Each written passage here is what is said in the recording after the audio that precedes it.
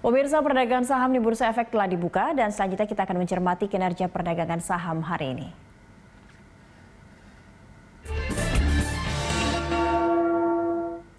Bagaimana pergerakan saham hari ini? Kita akan membahasnya bersama Portfolio Manager Sukorinvest Asset Management Dimas Yusuf. Selamat pagi Mas Dimas. Selamat pagi Mbak Cakri.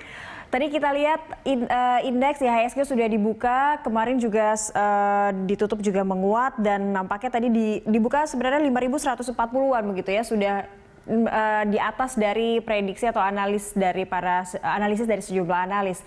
Dan ini juga sudah menembus level psikologis yang diperkirakan di 5.100. Dari Anda sendiri seperti apa melihat apakah ini akan terus bertahan lama, kita bisa di 5.130 untuk saat ini atau seperti apa untuk indeks, untuk IHSG? Nampaknya indeks masih ini ya, masih cukup positif, riding dari ekspektasi bahwa mungkin kalaupun vaksinnya belum dalam waktu dekat, tapi yang perlu kita ingat memang pasar saham itu kan bergerak biasanya cukup ini ya, cukup forward atau cukup di depan dari keadaan yang real. Jadi misalnya seperti bulan Maret kemarin, kita ingat indeks koreksi dalam ya, itu kan GDP semua pertumbuhan ekonomi kan belum menunjukkan penurunan, tapi para investor sudah memperkirakan hal tersebut. Sama halnya dengan sekarang, nampaknya vaksin very likely akan istilahnya diresmikan atau ditetapkan vaksin apa yang akan digunakan untuk menghadapi SARS-CoV-2. Investor juga langsung menaikkan ekspektasi mereka bahwa ekonomi yang paling penting bagi pasar saham itu akan bisa cepat kembali reopen ya. Yang perlu dikhawatirkan sekarang mungkin jika adanya bad news kembali. Kalau kita ingat, mungkin saat ini di Indonesia baru sekarang ya ada good news vaksin atau progres dari vaksin yang kemungkinan besar akan bisa menjadi solusi.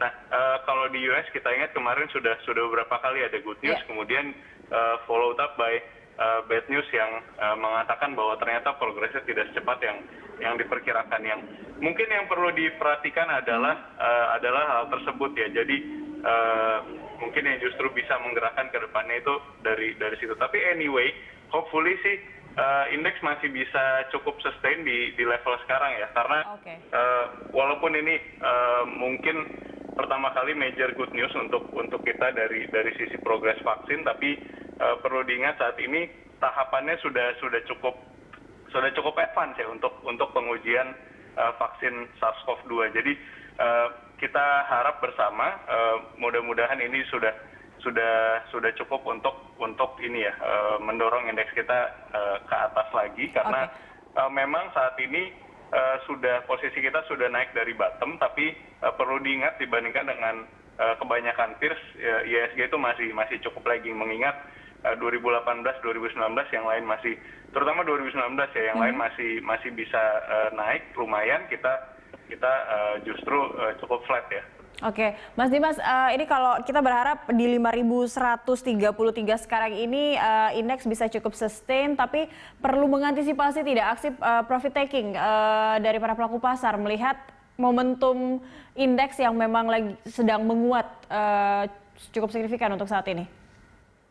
Oke, profit taking mungkin ada kemungkinan ya, karena walaupun kita sudah hopefully trajektorinya sudah mulai positif, tapi volatilitas atau pergerakan naik turun dari indeks dan tentunya saham-saham konstituen di dalamnya itu resikonya masih cukup tinggi. Kenapa? Karena saat ini uncertainty atau ketidakpastian dari misalnya tadi vaksin, kemudian reopening ekonomi dan lain-lain. Dan kemudian perlu diingat juga saat ini vaksin belum tersedia, tapi kalau kita lihat nampaknya ekonomi kita sudah bisa dikatakan cukup terbuka bebas ya. Nah, yang paling dikhawatirkan adalah jika sampai diperlukan misalnya PSBB kedua atau pembatasan lainnya yang bisa konten mempengaruhi indeks lagi begitu ya? Tentunya itu yang perlu diperhatikan. Jadi saat ini memang volatility masih cukup tinggi ya. Jadi Kalau horizon investasinya memang pendek, let's say less than 1 tahun memang atau less than 6 bulan itu memang masih sangat harus memperhatikan dengan seksama progres. Oke, Mas Dimas, kita beralih ke saham ini berkaitan erat juga dengan kabar terkait vaksin begitu. KLBF atau KLB Pharma ini memimpin untuk saham dengan posisi yang oke begitu. Nah, kalau Anda sendiri melihat bagaimana dengan saham-saham farmasi yang sempat auto reject dikarenakan ada informasi atau kabar terkait akan ditemukannya vaksin untuk SARS-CoV-2 ini? Oke, mungkin untuk saham-saham farmasi jika sudah auto reject sekali lagi mungkin cukup recommended untuk take profit dulu ya, karena memang pastinya mereka mendapatkan imbas keuangan yang cukup positif. Mungkin ada tambahan masih diperlukan dari para emiten. Kenapa? Karena kita tahu saat ini vaksinnya itu sangat bisa dikatakan sangat general. Jika sebelumnya misalnya untuk vaksin basic untuk anak-anak itu mungkin hampir persentasenya cukup besar ya. Jadi pastinya revenue cukup besar bagi perusahaan.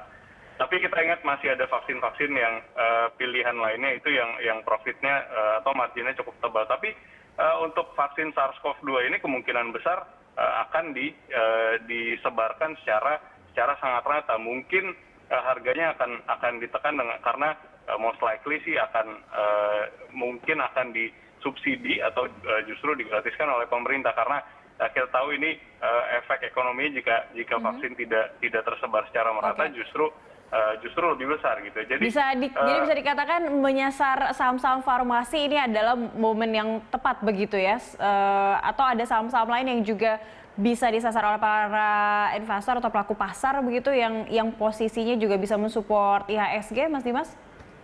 Oke, untuk saham-saham farmasi tadi mungkin kalau boleh saya lanjutkan, yang perlu diperhatikan bagi para investornya adalah apakah nanti vaksin SARS-CoV-2 atau COVID-19 ini apakah akan menjadi vaksin yang mungkin bisa dikatakan profitable bagi mereka, karena tadi ini akan disebarkan secara rata. Jadi mungkin harganya walaupun ini novel gitu ya, biasanya kan kita tahu vaksin atau obat yang baru itu marginnya masih tebal, tapi karena ini extraordinary condition, dikhawatirkan justru tidak akan terlalu profitable bagi mereka. Jadi kenaikan harga yang cukup ekstrim dan cepat ini dikhawatirkan tidak warranted. Tapi ini subject to penjelasan lebih lanjut oleh para emiten. Baik, terakhir Mas Dimas singkat saja untuk level IHSG untuk hari ini support resistance-nya ada di level berapa? Oke, nampaknya jika menembus level 5.200 itu masih cukup sulit ya, mengingat dari peers kita setelah hari kemarin penguatan cukup besar itu sudah kembali agak muted. Tapi hopefully jika terjadi penurunan, hopefully tidak akan menembus level 5.100 sih. Baik, terima kasih banyak Mas Dimas telah bergabung bersama kami. Dimas Yusuf, Portfolio Manager Sukor Invest Asset Management, telah bergabung bersama kami di IDX Opening Bell.